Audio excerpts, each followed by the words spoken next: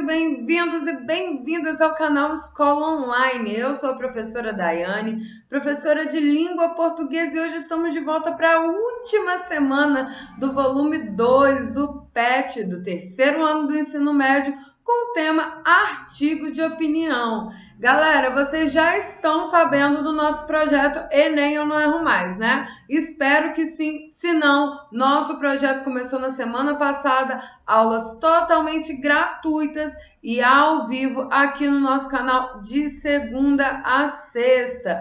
Corre aqui no nosso canal que tá rolando aula todo dia, gente. E no nosso Instagram vocês encontram o cronograma para saber a hora exatinha das aulas aqui. Nós também estamos com podcasts, tá? Não percam essa oportunidade. Além do mais, toda quarta-feira aqui no nosso canal às 16 horas, aulas de redação. Trazemos aí convidados para discutir os temas, né? Para trazer para vocês aí o repertório sociocultural e trazemos os pontos mais importantes, mais relevantes da redação do Enem. Não percam, a Escola Online tem vários projetos super interessantes para vocês. Já deu like? Vai deixar o seu comentário aqui no final? Já compartilha esse vídeo com os seus amigos e bora para a aula de hoje.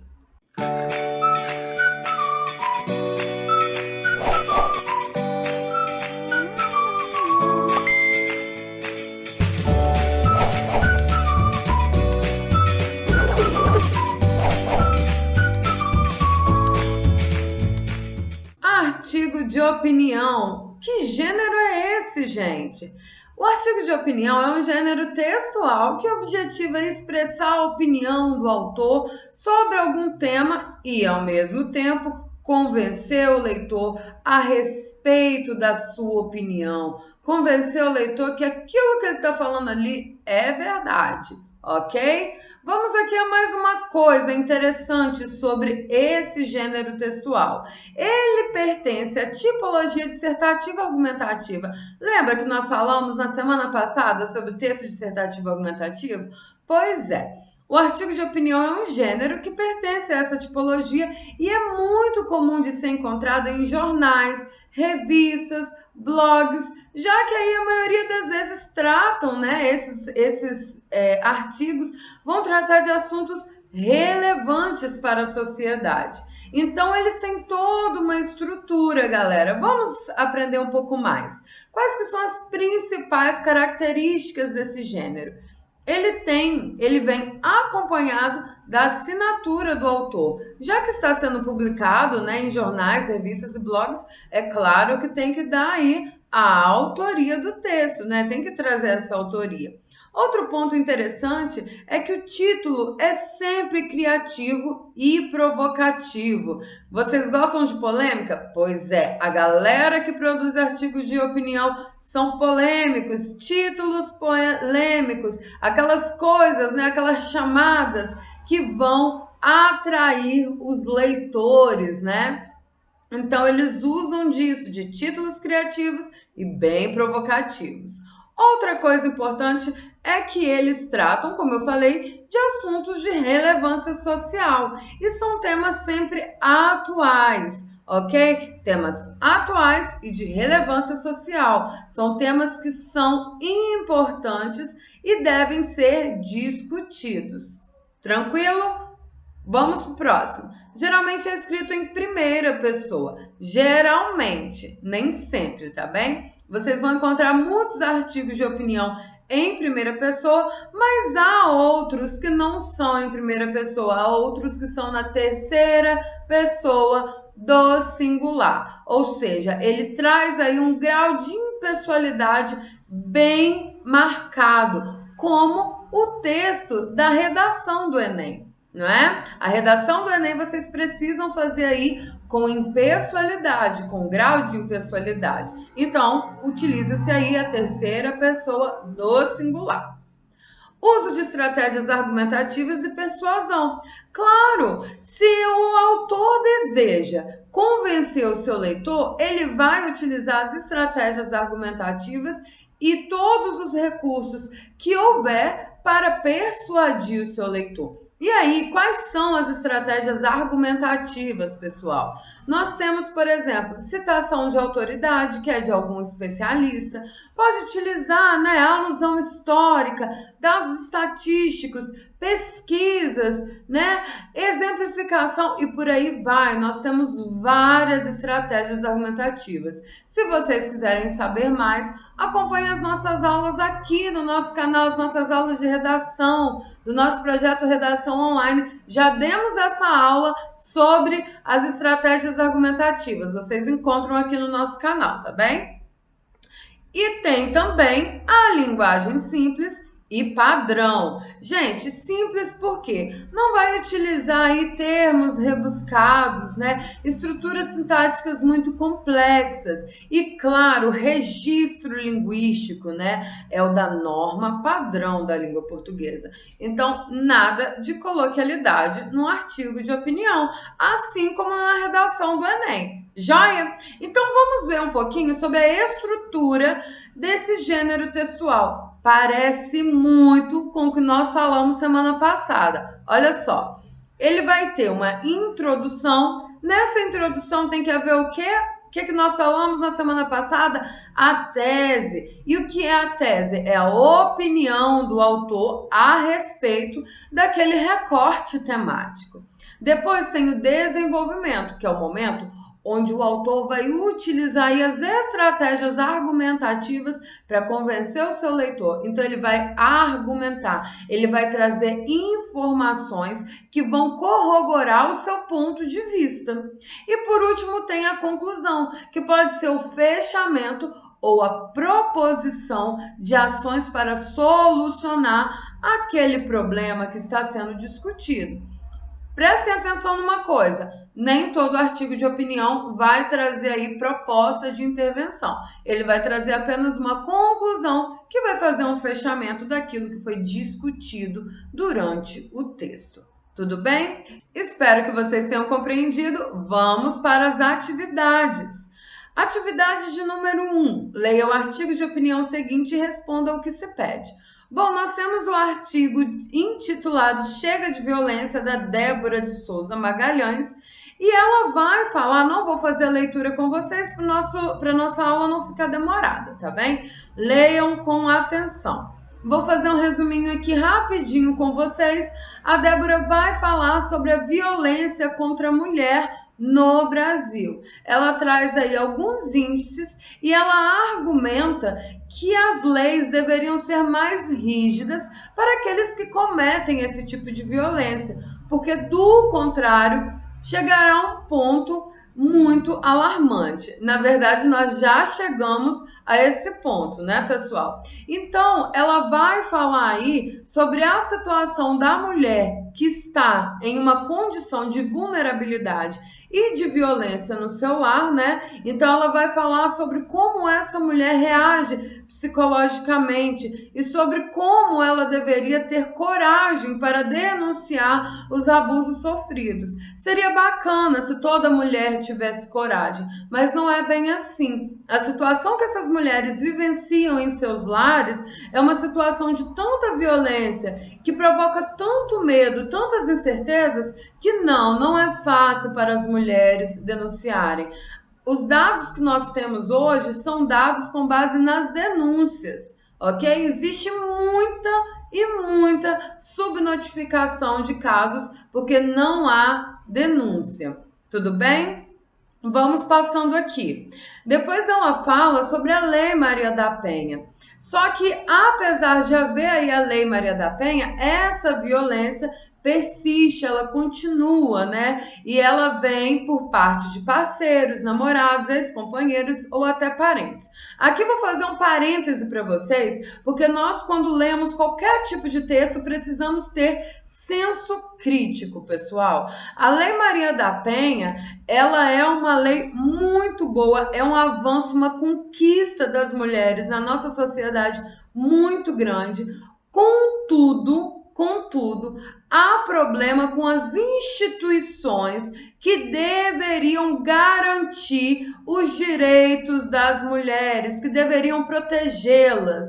O problema não é a Lei Maria da Penha. O problema são as instituições que estão enfraquecidas. Não tem verba, não tem pessoas para trabalhar, né? Só a Lei Maria da Penha não vai resolver, porque ela serve para penalizar. Ela serve para condenar, né, aqueles que praticam esse tipo de ato. Mas não é só a Lei Maria da Penha que poderia solucionar esse problema. Um outro ponto que eu gostaria de debater aqui com vocês é que no outro parágrafo ela fala sobre as mulheres terem um verdadeiro valor ao denunciar. Não, pessoal, vamos ser sinceros, todas as mulheres têm seus próprios valores, né? E esses valores, a gente às vezes pensa que é se valorizar, né? Se engrandecer, não se colocar em determinadas situações. Como você vai dizer para uma mulher que vive em uma situação de violência que ela não está se valorizando? Às vezes ela nem reconhece aquela situação. E às vezes a gente não sabe as razões pelas quais essas mulheres continuam vivenciando essas situações. Então, muito cuidado com algumas terminologias, com algumas palavras, porque isso não é bacana. E de verdade eu acho até ofensivo dizer que uma mulher que sofre violência, que não tem coragem de denunciá-la, ela não está se valorizando o suficiente. Tá bem? Então vamos ficar ligadinhos nisso aí. Empatia acima de tudo, galera. Quando a gente vai se relacionar, vai falar sobre a vivência do outro, nós temos que ter respeito e empatia, tá bem? E por fim, ela coloca aqui algumas soluções, ela propõe algumas ações que podem solucionar, que podem combater a violência contra a mulher. Tudo bem? Bora para o exercício. Qual o tema do artigo de opinião? Tá lá bem na primeira linha. É o que? O tema do artigo é a violência contra a mulher. Mais exatamente, a violência contra a mulher no Brasil. E é interessante, uma coisa que eu esqueci de citar, que ela fala principalmente das mulheres negras. As mulheres negras são as que mais sofrem violência na nossa sociedade. Ok? E são também as que mais são vítimas de feminicídio. Vamos passando aqui, pessoal. Localize no primeiro parágrafo a tese defendida pela autora. O que é a tese, pessoal? A tese é a opinião, é o ponto de vista da autora. E o que ela fala exatamente? As leis deveriam ser mais rígidas para os que cometem esses tipos de violência, ou então chegaremos a números ainda mais alarmantes. Então essa é a tese, é sobre isso que ela vai discutir no decorrer do texto. Continuando, letra C. Localize no desenvolvimento pelo menos 2 argumentos utilizados pela autora. Vamos lá.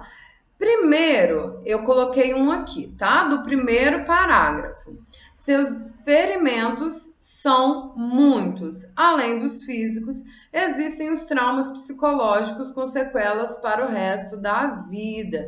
Então, ela traz isso, né? Que essa é a consequência da violência sofrida pela mulher. São traumas psicológicos, né? Traumas que vão ser presentes aí, vão estar presentes na vida dessa mulher para sempre. O segundo argumento que ela vai utilizar no segundo parágrafo é o seguinte: em 2006 foi aprovada a Lei Maria da Penha com o intuito de proteger mulheres de agressões, mas pouco foram os avanços. A violência ainda continua em diversos lares. Então aqui ela traz, né, ela fala sobre a Lei Maria da Penha, mas que, no entanto, houve pouquíssimos avanços, que essa violência ainda continua em diversos lares. Acrescentaria aí que ela continua justamente por causa daquilo que eu falei com vocês. As instituições não fazem valer essa lei, tá bem? Vamos continuando aqui. Letra D. Qual a proposta de solução do problema dada pela autora do texto? Bom, pessoal, vamos fazer uma observação rapidinha aqui. A autora não faz só uma proposta, ela faz várias propostas para solucionar esse problema. Então, aqui, ou a gente deveria alterar, né? Deveria ser alterada essa letra D com qual as propostas, né? Quais as propostas, quer dizer, ou a gente responde só com uma. Mas, como nós gostamos, né, de exercício bem completinho, a nossa resposta trouxe todas. Vamos lá. A autora propõe o aumento do número de delegacias, casas de apoio para as mulheres e projetos públicos que incentivem a participação da comunidade em denunciar os crimes e protegê-los. Aqui, ó, já contei 3. Além disso, propõe que as leis devam ser mais rígidas e punir com mais justiça os agressores. E, por último, aborda a urgência do apoio psicológico, tanto às vítimas quanto aos agressores. Então, ela propõe 5 ações, gente. 5 ações, então não é só uma, tá bem? Como a gente falou, aqui tá pedindo a proposta, mas são 5, ok? Então, vamos aqui passando para a atividade número 2. Leia os textos motivadores seguintes e redige um artigo de opinião sobre o tema Os efeitos do ensino híbrido no Brasil. Então, aqui nós temos o texto 1. Nesse texto, o autor vai falar sobre o ensino híbrido, sobre o que é, né, que é a combinação de práticas presenciais e remotas que nós temos visto aí na quarentena que dura aí mais de um ano, né? E que a base do ensino sempre foi híbrida, né? Porque ele pode ocorrer em espaços diferentes. E que essa modalidade de ensino é inovadora, porque permite aí a aplicabilidade de diversas formas de ensino no dia a dia. Então, o aluno vai ter acesso a aulas online presenciais em plataformas de ensino, aplicativos e mídias informativas, né? Então, eles falam, basicamente, esse texto fala sobre isso. Façam uma leitura atenta e crítica. Vamos aqui ao segundo texto. O texto 2 fala sobre as vantagens e desvantagens do ensino híbrido no aprendizado, ok? Então, mas aqui esse texto fala mais sobre o ponto positivo, né, pessoal? Não vi falar muito sobre desvantagem aqui, não. Leiam com atenção, tá bem? Então, aqui ele vai falar que ele tem os meios positivos aí, né? Que é a autonomia, os efeitos, quer dizer, positivos, que é a autonomia dos estudantes, né? A interação com outros alunos, em fóruns virtuais.